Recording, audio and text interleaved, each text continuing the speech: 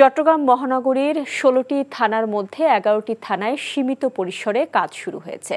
আর যেসব থানা বেশি ক্ষতিগ্রস্ত হয়েছে সেসব থানায় সংস্কার কাজে অংশ নিয়েছেন শিক্ষার্থীরা। সিএমপি কমিশনার জানিয়েছেন, সন্ধ্যার মধ্যে আরও কিছু থানায় কাজ শুরুর চেষ্টা চলছে।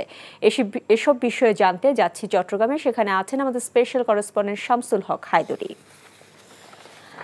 হায়দরি, সার্বিক পরিস্থিতি কি চট্টগ্রামে আমাদের জানাবেন। আমরা ইতিমধ্যে জেনেছি যে ১১টি থানা সীমিত পরিসরে কাজ শুরু করেছে। তো আপনার কাছে জানতে চাচ্ছি বাদবাকি খবর।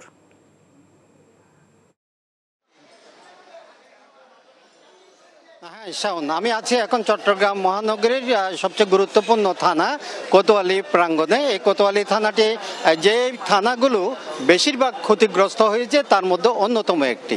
তো আমরা এখানে এসে সকাল থেকেই দেখছি যে এখানে এই থানার সংস্কার কার্যক্রম চলতেছে। আপনি লক্ষ্য করে থাকবেন এখানে যারা স্বেচ্ছাসেবক তারা এখানে পরিষ্কার পরিচ্ছন্ন করে থানাটিকে আবার সুন্দর করে সাজাবার জন্য একটা সহযোগিতা করছে।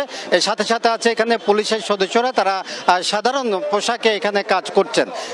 এখানে কোতোয়ালি থানার যিনি ভারপ্রাপ্ত কর্মকর্তা তিনি এখানে উপস্থিত আছেন। তার নেতৃত্বে থানাটিকে কার্য উপযোগী করার জন্য চেষ্টা চলছে এবং আমি তার সাথে কথা বলেছি। আমি তাকে জিজ্ঞেস করেছিলাম যে আপনার এই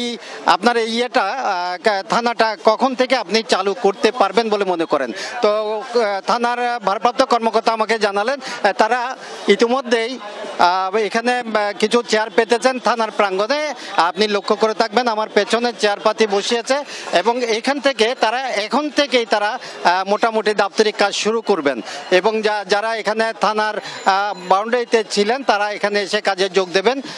আর সিএমপি কমিশনার আমাকে জানিয়েছেন, যেটা কিছুক্ষণ আগে শফিকুল ইসলাম তার সাথে কথা বলেছি, তিনি বলেছেন যে আজকে বিকেল ৫টার মধ্যে আমরা চেষ্টা করব সবগুলো থানাকে মোটামুটিভাবে সীমিত পরিসরে যেখানে যত সম্ভব কাজগুলো আমরা শুরু করব। অর্থাৎ আইন শৃঙ্খলা পরিস্থিতি নিয়ন্ত্রণের জন্য যে উদ্যোগগুলো নেওয়া দরকার সেগুলো সবগুলো নেওয়া হয়েছে, এখন কাজ শুরু করা।